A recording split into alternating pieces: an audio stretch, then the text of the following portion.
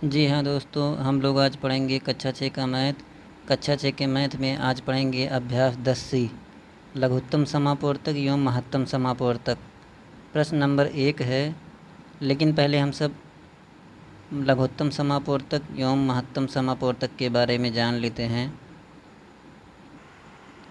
देखिए महत्तम समापवर्तक दो या देखिए यहाँ क्या दिया है परिभाषा, दो या अधिक दी हुई संख्याओं के सार्व अपवर्तकों में सबसे बड़ा सार्व अपवर्तक दी हुई संख्याओं का महत्तम समापवर्तक कहलाता है।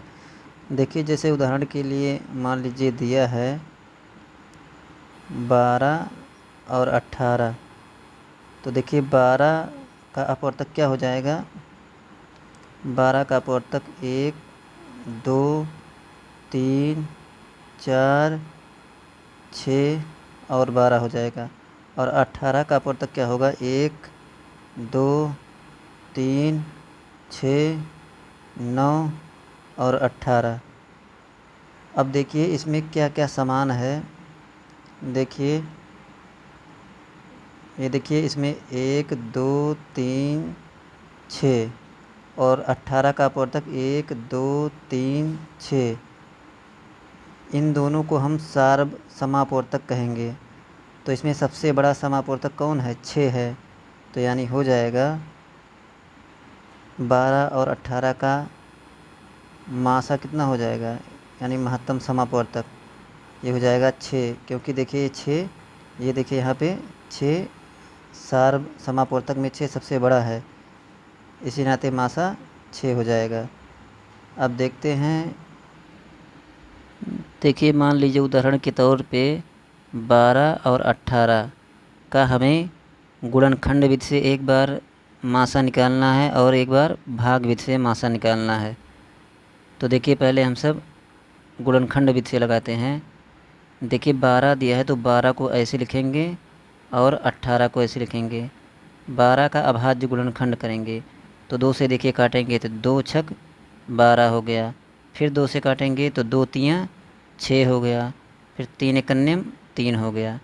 अब 18 को भी ऐसे काटेंगे तो ये हो जाएगा, 2 से काटेंगे तो 2 नवा 18। फिर 3 से काटेंगे 3 त्रिक्का 9, फिर 3 एकन्यम 3। अब देखिए इसका अभाज्य गुणनखंड कितना हो गया, 12 का। 12 का हो गया 2 गुणे 2 गुणे 3, और 18 का कितना हो गया, 18 का हो गया 2 गुणे 3 गुणे 3। तो यानी मासा क्या हो जाएगा, देखिए महत्तम समापवर्तक। इसमें देखिए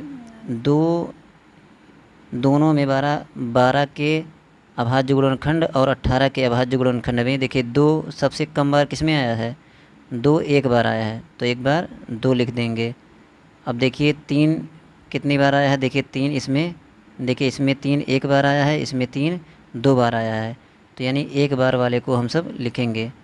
तो यानी हो गया 3।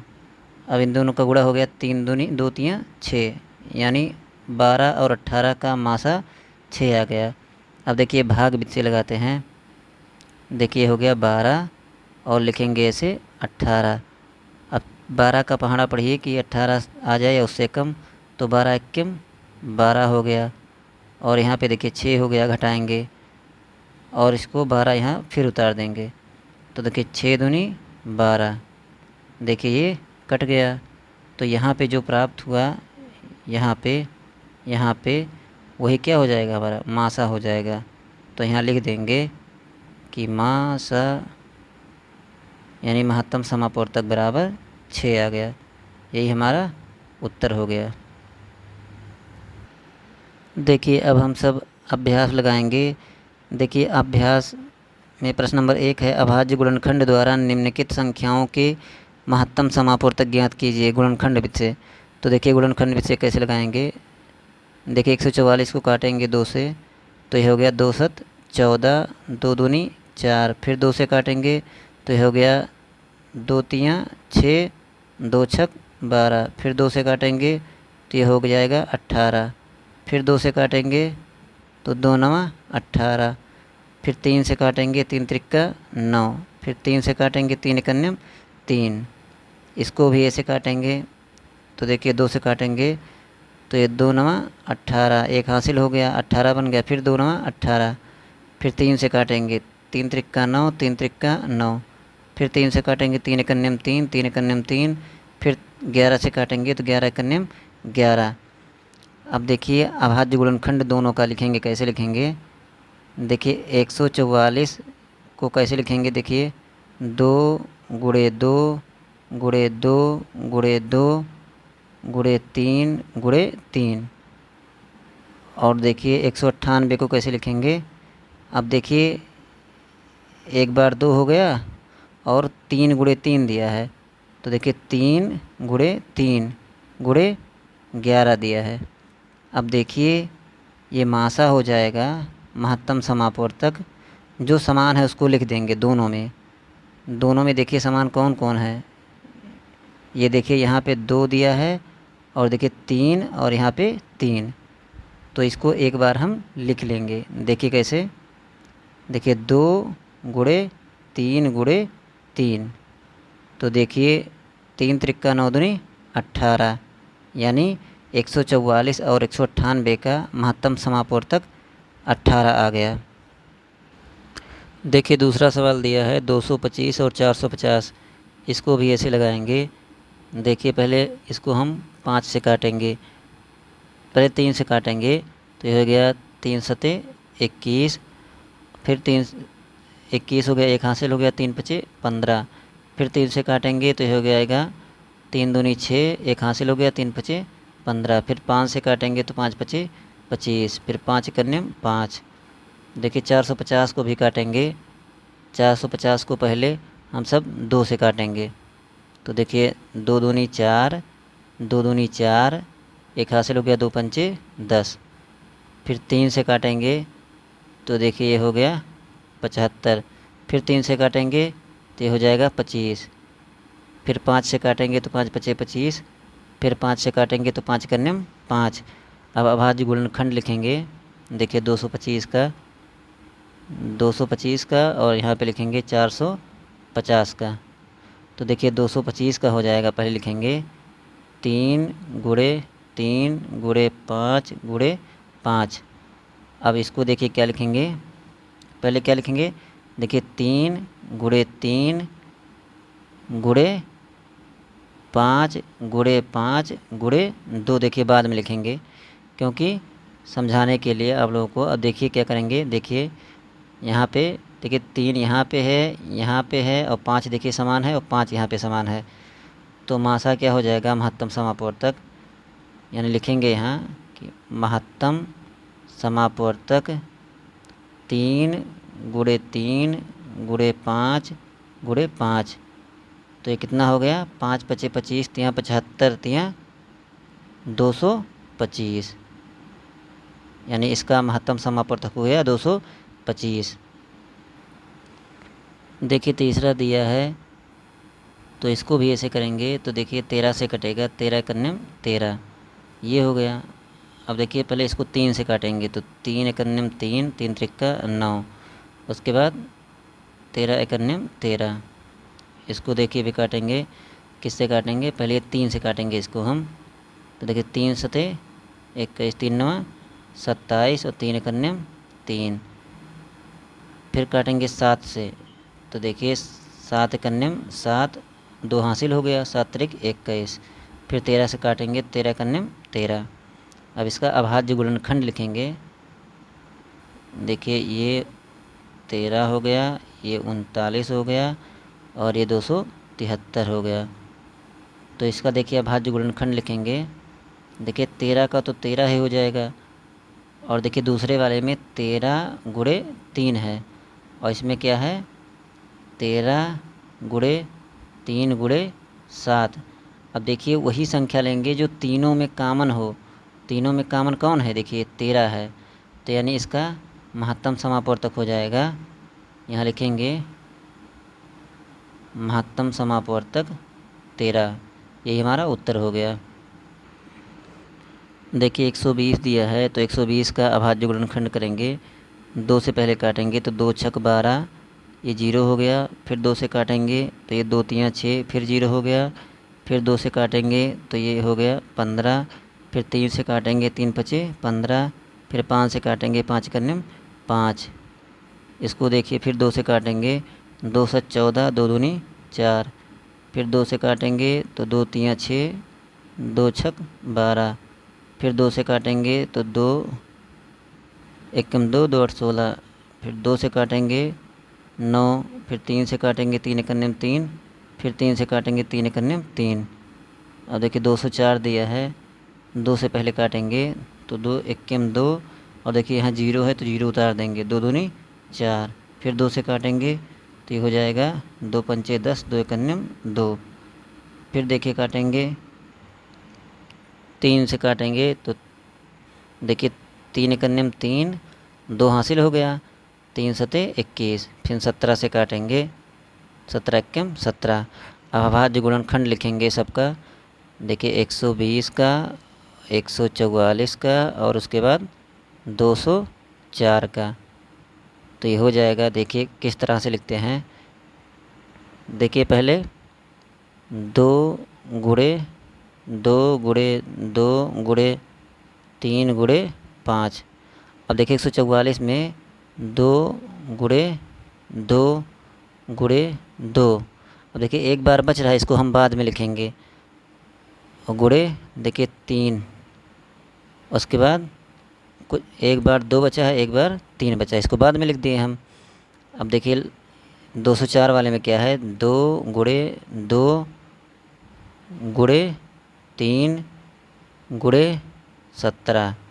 अब देखिए तीनों में क्या मिल रहा है, तीनों में देखिए तीनों में एक ये मिल रहा है, ये मिल रहा है, और ये मिल रहा है, यानी महत्तम समापवर्तक हो जाएगा। यहाँ लिख दे रहे हैं, ये महत्तम समापवर्तक हो गया। महत्तम समापवर्तक 2 गुणे 2 गुणे 3, यानी 2 दूनी 4 तियाँ 12, यानी 120, 144 और 204 का मासा 12 हो गया। देखिए 5वां सवाल दिया है 101, तो 101 एक, क्योंकि एक अभाज्य संख्या है तो 101 करने में 101 हो गया। अब देखिए 909 दिया है, तो 3 से पहले काटेंगे तो हो जाएगा 3 त्रिक्का 9, 0 3 त्रिक्का 9। फिर 3 से काटेंगे तो 3 एकन्यम 3, 0 3 एकन्यम 3। फिर 101 से काटेंगे तो 101 एकन्यम 101 हो गया।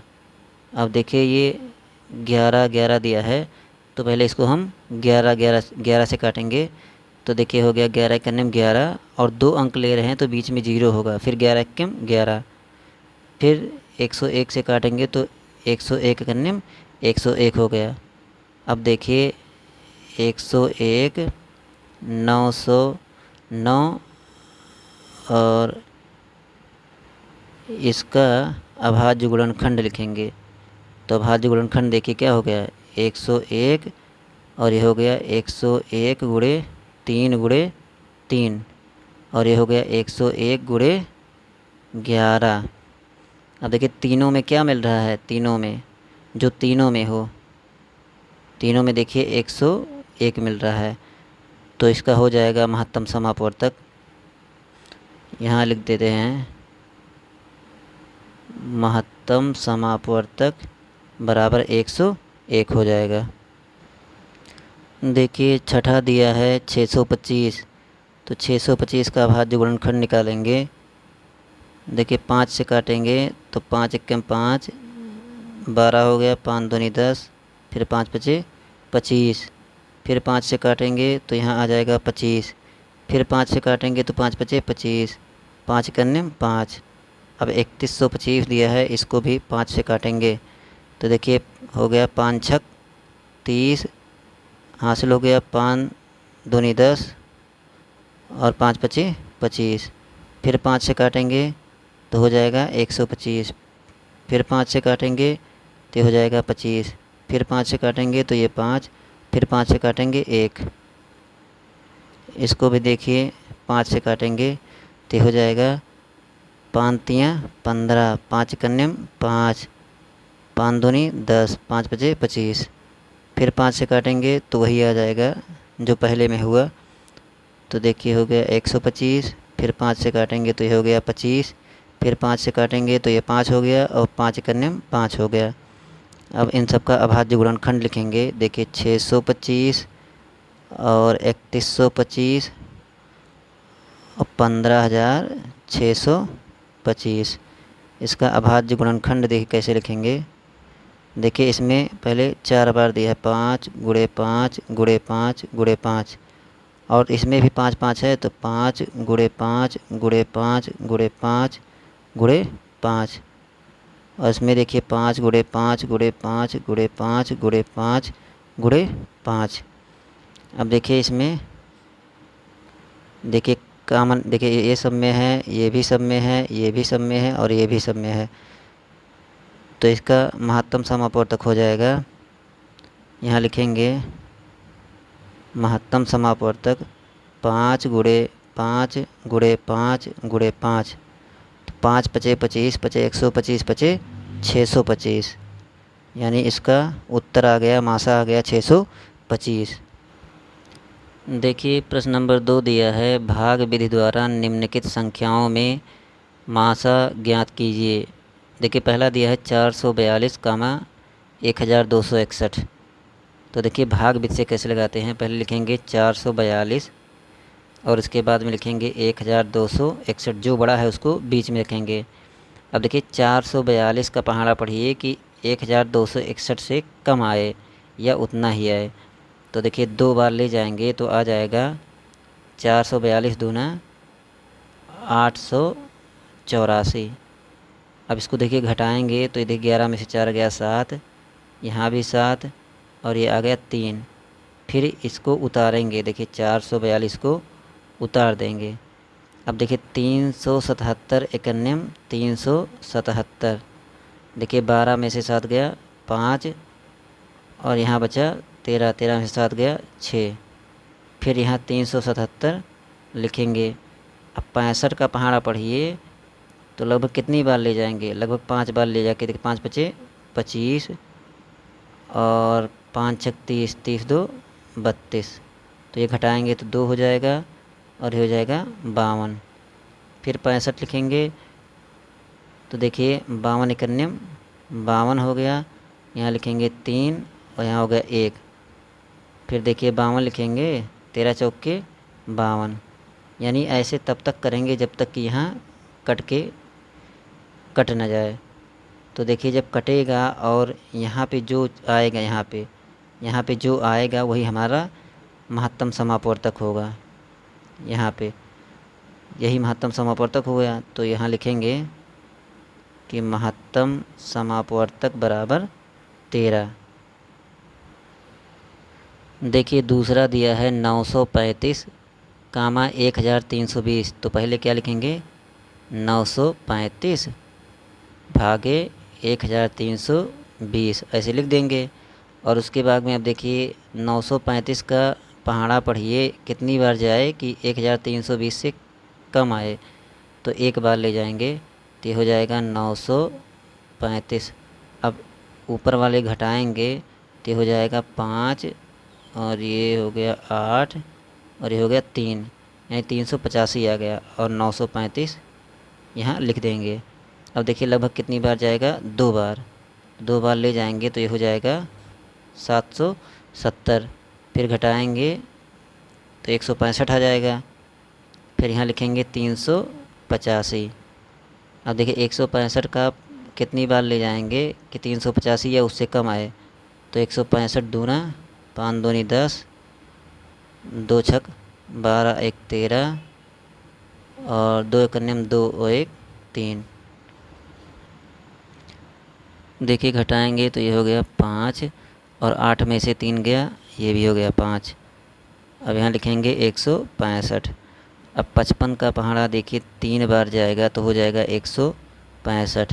ये देखिए कट गया और लास्ट में यहाँ पे कितना आया, देखिए यहाँ पे आ गया देखिए 55, तो यही हमारा क्या हो गया, महत्तम समापवर्तक हो गया।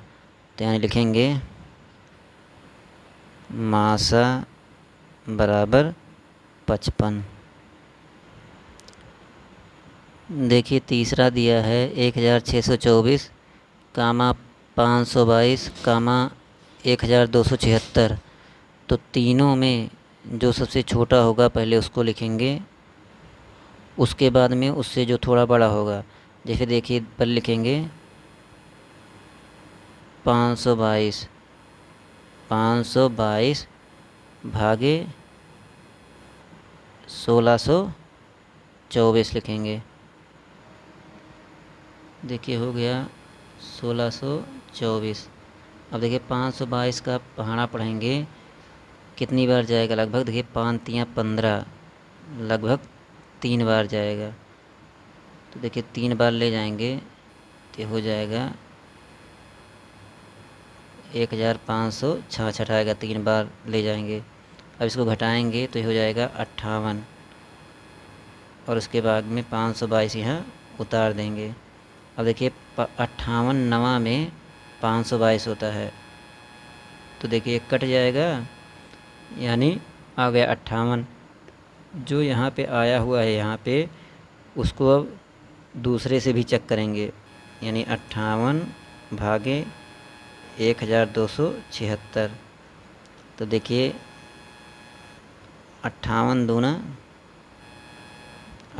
दूना होता है 116। इसको घटाएंगे तो देखिए 6 और ये 1 और 1, ये कट गया। अब फिर देखिए 58 दूना 116, ये देखिए कट गया, यानी इन तीनों का महत्तम समापूर्त कितना आ गया, मासा बराबर हो जाएगा 58। देखिए चौथा दिया है 2241 कामा 8217 कामा 747। तो पहले हम सब लिखेंगे 747 भागे, इसमें से कोई पहले लिख देंगे। ये देखिए 2241 लिखे। अब इसका देखिए 747 का पहाड़ा कितनी बार ले जाएं कि इतना आ जाए या इससे कम आए। तो देखिए 3 बार जब ले जाएंगे तो देखिए 3 सते 21 और 3 चौक 12, 12 दो 14 और 7 त्रिक 21, 21 और 1 22, ये देखिए कट गया।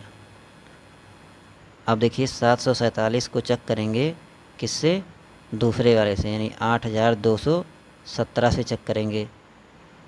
तो देखिए एक बार ले जाएंगे तो ये हो जाएगा 747, घटाएंगे तो ये हो जाएगा 747। फिर देखिए 747